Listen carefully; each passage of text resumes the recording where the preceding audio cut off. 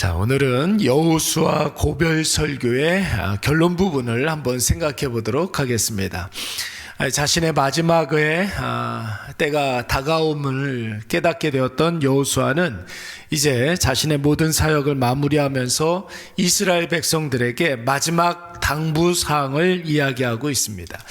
여호수아서 23장 말씀에서는 지도자들을 실로에 불러 모아놓고 이스라엘을 다스리는 데 있어서 혹은 지파들을 지도하는 데 있어서 굉장히 중요한 원칙을 이야기하고 있습니다. 여러분, 그 이야기가 무엇입니까? 이스라엘 지도자들이 하나님 말씀에 딱 붙어서 세상에 빠지면 안 된다라는 것입니다. 세상, 우상숭배, 이방 우상숭배에 빠져서는 절대로 안 된다는 것이죠. 그래서 하나님에 대해서 절대로 등지지 말아라, 이것을 이스라엘의 지도자들에게 당부했고, 여러분, 그리고 이어서 나오는 여호수아서 24장 말씀에서는 이번에는 이스라엘의 12개 지파의 대표들을 불러 모아놓고 이스라엘 백성들 전체에게 마지막 유언과 같은 말씀을 전했습니다. 여러분, 그 내용이 무엇이었습니까? 23장의 말씀과 똑같은 이야기를 하고 있는 거예요. 하나님께서 이스라엘 백성들에게 약속한 모든 것들을 다 이루어주지 않았느냐? 가나안 땅을 주지 않았느냐?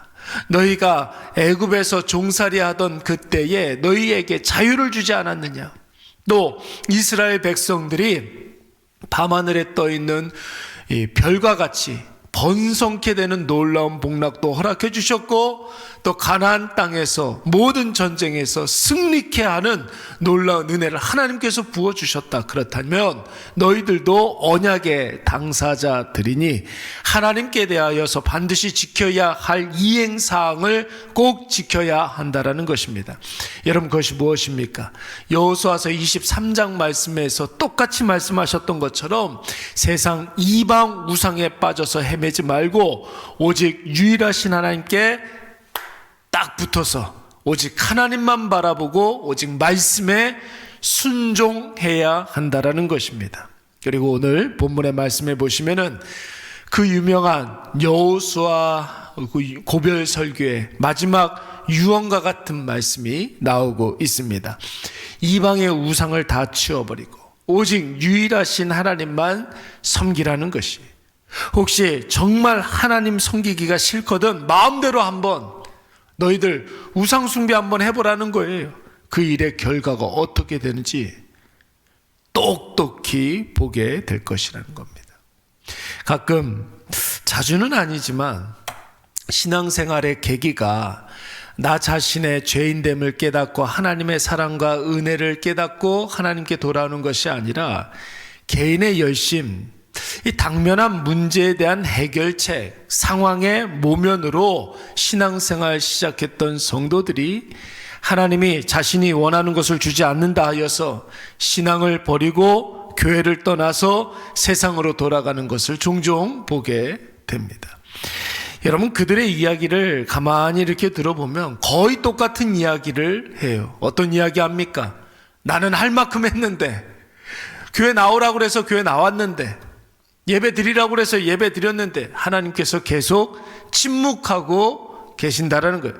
아니, 내가 예배 드리면, 내가 교회를 나오면 도깨비 방망이처럼 뭔가 이렇게 급나와라 뚝딱 뭔가 상황이 바뀌고 없던 것이 생기고 아팠던 것이 낫고 그래야 되는데 그런 일이 별로 없다라는 거예요.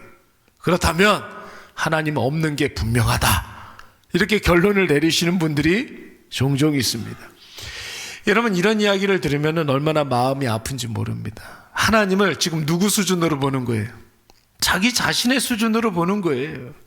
혹은 하나님의 수준을 자기보다 좀 낮게 생각하는 거예요. 내가 시키면 하나님 해야지, 이런 식으로 하나님을 생각을 하는 거죠. 여러분, 이것을 우리는 뭐라고 이야기합니까? 미신적 신앙이라고 이야기를 하는 거예요. 이게 이제 미신적 신앙. 하나님은 여러분 절대로 미신이 아닙니다. 하나님은 유일하신 하나님이신 줄로 믿습니다. 우리 마음속에 무엇이 있는지를 알아요. 우리 삶의 태도를 보면 우리가 어떤 존재인지를 안단 말이에요. 왜 교회에 나와 있는지, 왜 예배 시간에 나와 있는지 하나님께서는 아십니다. 여러분, 세상 사람들이 빠져 사는 무속이나 미신은 어떻습니까? 우리의 변화를 전혀 원하지 않습니다. 여러분, 다만 미신 앞에 뭔가를 계속 쌓아두라고 이야기합니다. 정성을 쌓아두라는 것이죠.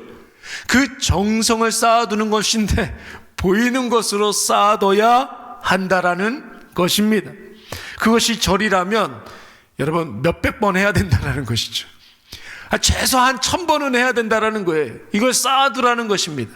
그것이 돈이라면 수백만 원, 수천만 원 하라고 이야기하고, 그것이 목욕이라면 지리산 얼음물 깨고 들어가서 목욕제게 그래도 한 수십 번은 해야 된다는 겁니다. 이래야 미신의 우상에 마음을 좀 돌려놓을 수 있다라는 겁니다.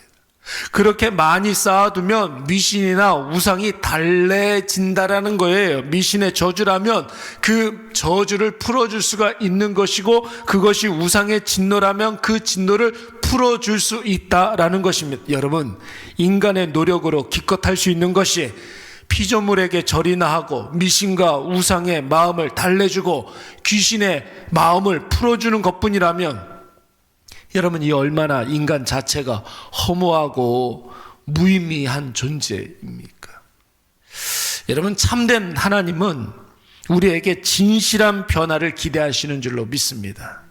하나님이 우리에게 말씀을 주신 이유 무엇입니까? 그 말씀에 의해서 우리의 마음을 바꾸라는 거예요. 태도를 바꾸라는 것입니다. 우리 입술에 여러분 말과 표현을 바꾸라는 것입니다. 표정을 바꾸라는 거예요. 너의 모든 인생의 태도와 자세와 완전히 모든 삶을 바꾸라는 것입니다. 말씀을 기준으로, 말씀 속에 담긴 하나님의 뜻과 하나님의 계획을 깨닫고 그동안 내 삶을 허무하게 망치고 있었던 내 욕심 내려놓고 내 생각 다 십자가 아래 내려놓고 기도하면서 하나님 앞에 결단하라는 것이죠. 다짐하라는 것입니다.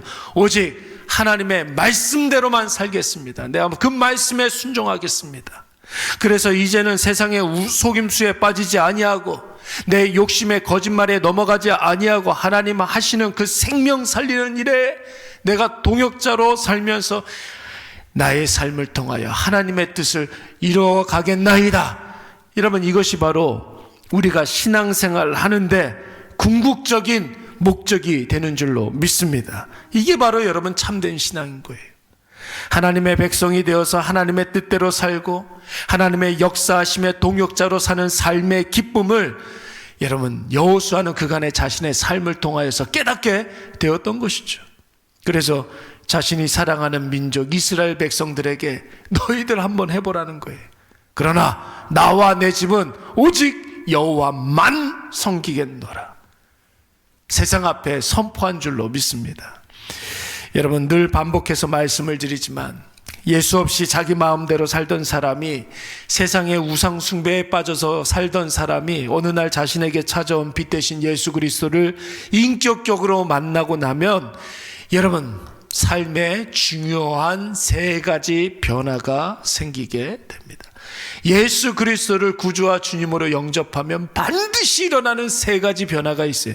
여러분, 그 세 가지 변화 중에 첫 번째 변화, 여러분 존재의 변화가 있다고 했습니다. 사망의 형벌 가운데 있었던 자가, 완전히 죽은 자가, 생명이 없었던 자가, 여러분 우리가 다 죄로 말미암아 사망 가운데 있었던 자들 아닙니까? 그런데 그 자가 예수 그리스도를 구주와 주님으로 영접하고 난 이후에 생명의 의인이 되는 줄로 믿습니다. 여러분, 그래서 고린도 후서 5장 17절 말씀에 뭐라고 그랬습니까? 너희는 뭐라는 거예요? 새로운 피조물이다. 너희는 완전히 새로워진 존재가 달라진 자들이다. 이렇게 이야기하고 있는 거예요. 두 번째 변화는 무엇입니까? 신분의 변화가 있다고 했습니다.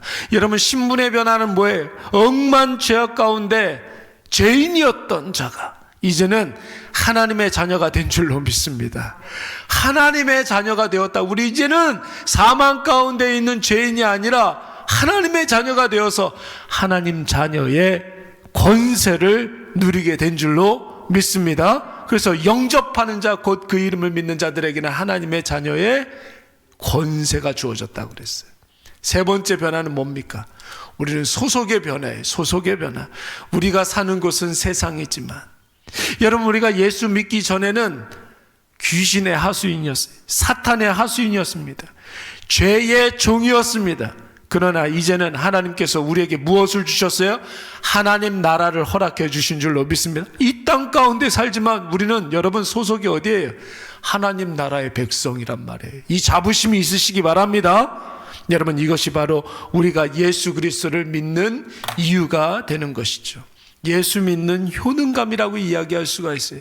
우리가 이제는 죽은 자가 아니기 때문에, 사망 가운데 있지 않기 때문에 우리는 세상 우상 숭배자들처럼 더 이상 두려워할 필요가 없습니다. 여러분, 다리 쭉 뻗고 주무세요. 걱정하지 마세요. 왜요? 우리는 이제 존재 자체가 달라졌어요. 우리에겐 생명이 있습니다. 육신은 날마다 하루하루 지나가면서 후패해지고 낡아지나 우리의 속사람은 날마다 새로워지느니라.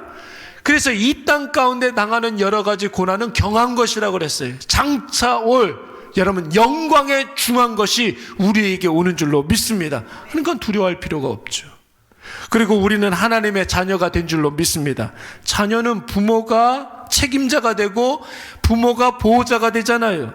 이 세상에 대하여 그래서 우리가 하나님께서 책임자가 되시고 보호자가 되시기 때문에 여러분, 이번 한 주도 우리가 담대하게 당당하게 세상에 맞서서 여러분 우리가 살아갈 수가 있습니다. 우리 대신 싸우시는 그 하나님이 먼저 앞서 행해 주시기 때문에 우리는 이미 승리한 줄로 믿습니다. 우리는 하나님 나라를 소유한 소속이 하나님 나라의 백성들입니다. 어차피 우리는 이 세상에 영원히 거하지 않아요. 우리 이 세상에 계속해서 우리가 이 세상에 존재하는 자들이 아니에요. 우리가 갈 곳은 어디입니까? 하나님 나라, 이미 우리에게 허락하여 주신 천국 백성인 줄로 믿습니다. 우리에게 하나님이 천국을 주시마 약속하셨기 때문에 우리의 삶의 기준은 이 세상에 있으면 안 되고 우리의 삶의 기준은 하나님 나라 천국에 있어야 할 줄로 믿습니다. 오늘 이것을 꼭 기억하셔서 오늘 여호수아가 이스라엘 백성들에게 했던 진액을 다 쏟아내는 그 간절함으로 외쳤던 최후의 유언을 여러분 우리 마음속에 새기시기 바랍니다. 오직 나와 내 집은 여호와만을 섬기겠노라. 우리 잠깐 기도합니다.